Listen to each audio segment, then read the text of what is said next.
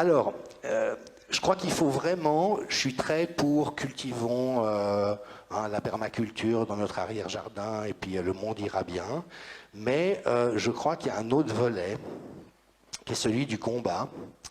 Parce que nous devons mesurer que nous sommes face à un agenda, un calendrier, une intention qui vise l'asservissement des populations. Et ce qui est extraordinaire, c'est qu'ils ne s'en cachent pas. Alors nous, on dit, ah, vous êtes complotiste de dire ça, mais attends, lisez le bouquin de Klaus Schwab. Lisez ce qu'il y a dedans. Et moi, mes grands-parents maternels, qui étaient aussi dans la résistance, m'avaient toujours dit, quand Mein Kampf est sorti, personne ne l'a pris au sérieux. En disant, non, mais c'est de la rhétorique, il ne le fera pas, le pire n'est pas toujours certain. Et ils m'ont dit, mais le programme était annoncé bien des années avant la guerre, et personne ne l'a pris au sérieux. Et c'est la situation dans laquelle nous sommes. Hein? Attali, Yuval Harari, Macron disent que des catégories entières de la population sont inutiles et coûteuses. Ils le disent.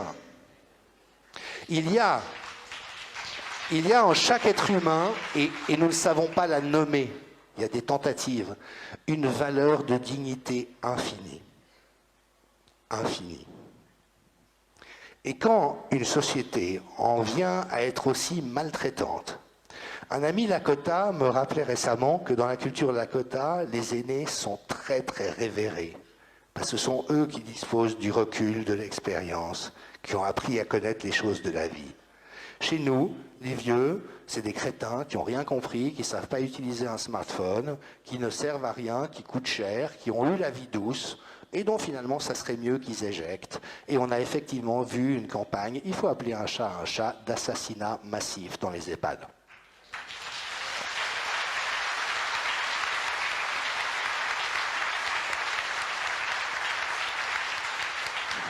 Les enfants, tous les spécialistes en psychiatrie et en pédopsychiatrie savent que ça prendra des dizaines d'années à récupérer les dégâts qui ont été causés. Parce que on a privé les enfants de leur insouciance. Dieu sait si on sait en tant qu'adulte que la vie peut être dure. Elle est facile pour personne, c'est la première vérité du Bouddha. Je travaillais comme thérapeute pendant quelques années. Vous savez, les gens, ils font bonne figure à l'extérieur, et puis à leur thérapeute, ils se confient encore plus qu'à leur femme, ou à leur mari, ou à leur meilleur ami. Et quand tout d'un coup, ils tombent le masque, vous voyez la réalité de cette souffrance.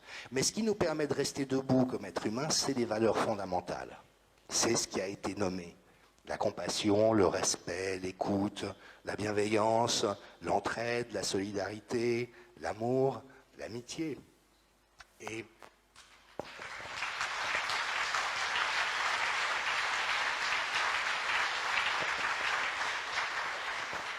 les enfants, eux, ils se lancent dans la vie. Et si nous ne sommes pas les garants de leur insouciance, de leur liberté, de leur joie, de leurs élans, nous portons atteinte au sacré. Et au fond, la crise que nous vivons aujourd'hui, je suis persuadé qu'elle est spirituelle.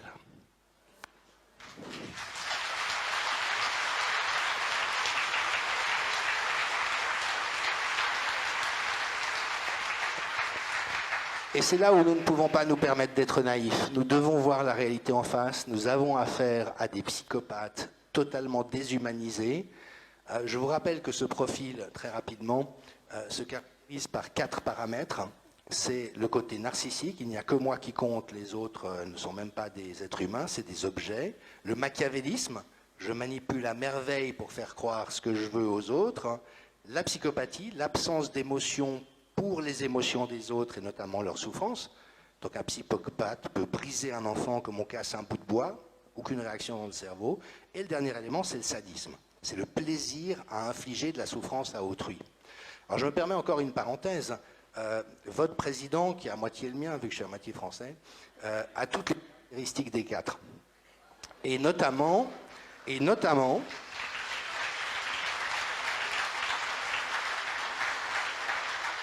ces micro-expressions de jubilation qui apparaissent à certains moments quand il annonce les mesures les plus injustes ou les plus coercitives. Il l'a fait récemment en parlant des jeunes de 20 ans, en disant « Ah oui, c'est pas facile pour les jeunes de 20 ans aujourd'hui ». Et tout d'un coup, il y a eu cette expression de jouissance qui lui a traversé le visage pendant une fraction de seconde. Alors, on ne fait pas des diagnostics psychiatriques, mais il y a des choses qu'on appelle la psychométrie, c'est-à-dire des choses qui sont caractéristiques de certains états. Et je suis désolé, j'assume cette parole haut et fort. Pour moi, l'hypothèse forte est que Macron est un sociopathe dangereux et que confier la responsabilité d'un État à quelqu'un comme ça est très, très dangereux.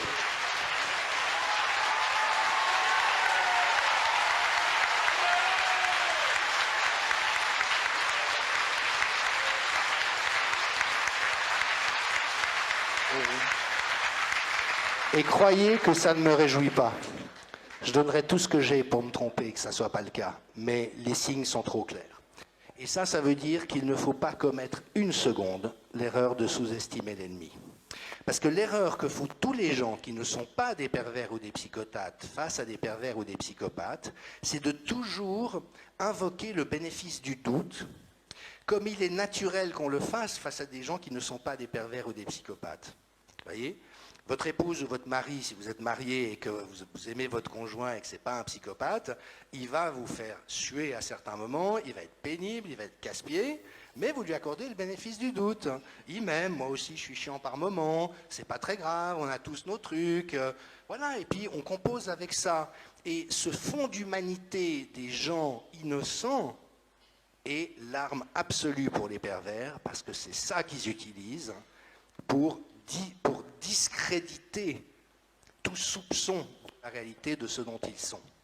Et vous connaissez probablement, on en parle assez aujourd'hui, mais face à l'emprise de manipulateurs pervers, la seule solution, c'est de partir.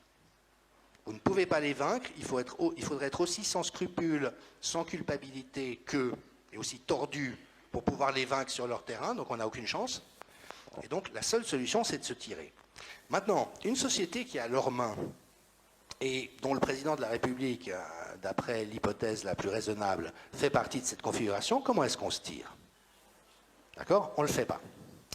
Et donc, ce que j'ai envie de partager avec vous en conclusion, parce que la salutogenèse, c'est l'intelligibilité, comment est-ce qu'on comprend tout ça, et aujourd'hui, comme les azimutés n'ont fait que gober les conneries illogiques des médias, ils n'ont aucune idée de ce qui se passe. Ils n'ont qu'un fatras d'idées fausses, qui est juste fort clos, c'est-à-dire qu'il n'a aucune ouverture pour quoi que ce soit qui vienne. Au contraire, ça serait trop dangereux. Hein. Si tout d'un coup les gens ouvraient les yeux sur la réalité, ça pourrait être terriblement dévastateur. Hein. Donc l'intelligibilité, nous, au contraire, ça fait 2 ans et demi qu'on réfléchit, qu'on se renseigne, qu'on se cultive, et donc on a un niveau de compréhension et de connaissance qui est stratosphérique par rapport au leur. Le problème, c'est qu'ils ont toutes les manettes de commande. Deuxième élément, c'est les valeurs fondamentales dont je vous ai parlé, c'est-à-dire de toujours revenir aux valeurs fondamentales. Ok, j'ai pas envie de faire de vagues à l'école, j'ai pas envie de perdre mon travail. Moi, nous, on est très dans la lumière, mais sachez que vous êtes des héros comme nous, on a besoin. On a besoin de gens partout, et y compris des héros à l'intérieur du système. Des fois, vous devez composer. Certains des plus grands résistants sous l'Allemagne nazie étaient des dignitaires nazis qui parfois ordonnait des rafles pour ne pas se faire démasquer parce qu'il filait les informations. Hein? Et c'est tout aussi héroïque que d'autres positions. Et puis, travailler humblement au niveau du terrain, souvent c'est ce qui marche le mieux. Donc vous voyez ce que je veux dire? On est tous dans la réalité de cette action, axés sur nos valeurs fondamentales. Et le troisième élément, c'est les pouvoirs d'agir. Alors là, j'ai une mauvaise nouvelle, bonne nouvelle. Alors, d'habitude, on commence par la mauvaise. La mauvaise, c'est qu'ils ont en main tous les leviers du pouvoir. Ils ont une puissance de feu dévastatrice. Vous avez peut-être vu que votre cher président, très humaniste et tolérant, a armé les forces de l'ordre avec une puissance de feu militaire. On a vu avec les Gilets jaunes qu'ils n'hésitent pas à éborgner des passants ou des gens qui manifestent pacifiquement, des jeunes de préférence. Hein, mais bon, psychopathe, ça se comprend. Et donc, voilà, on est très, très, très, très mal barré. La bonne nouvelle, par contre, c'est que nous avons une puissance indescriptible. Et ils sont terrorisés. C'est pour ça qu'ils sont dans cette fuite en avant. C'est pour ça qu'ils sont tellement déjantés dans ce qu'ils essayent de faire. Et souvenons-nous que la puissance est de notre côté. Si nous savions comment faire, nous pourrions les mettre en échec en 3 jours. En 3 jours. Vous bloquez Paris avec des gens assis en tailleur sur tous les axes.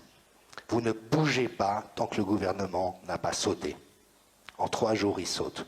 Boycott.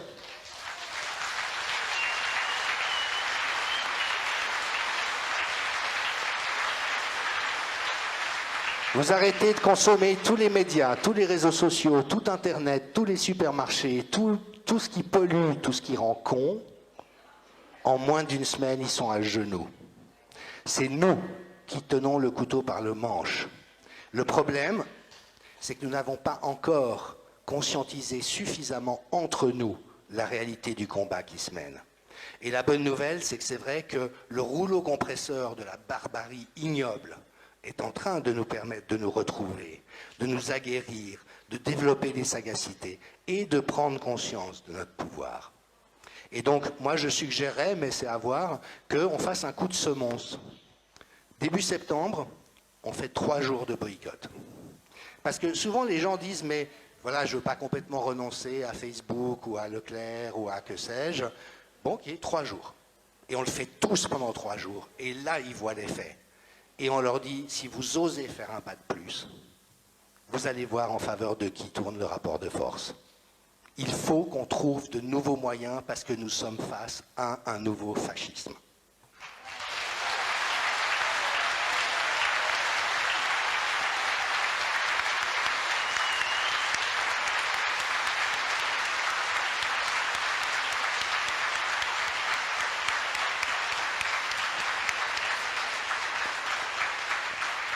Et puis, je vais terminer avec une citation. J'ai invariablement pleuré en vous la lisant, mais voilà.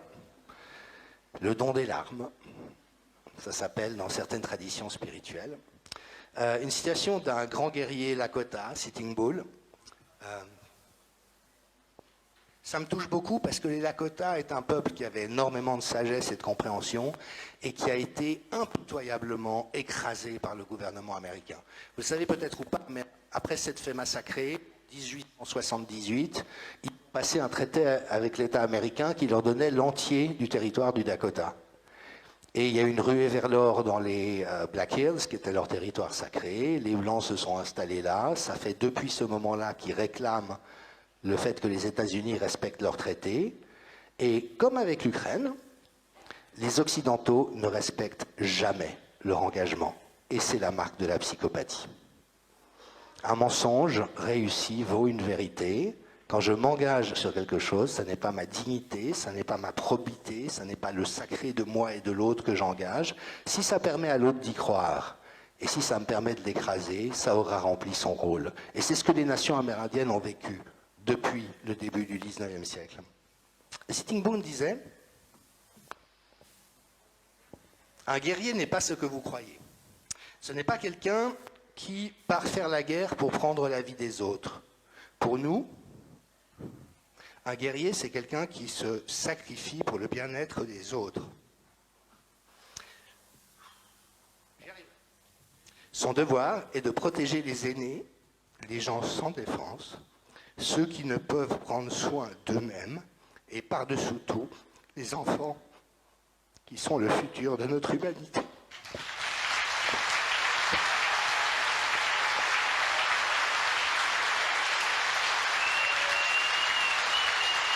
Merci.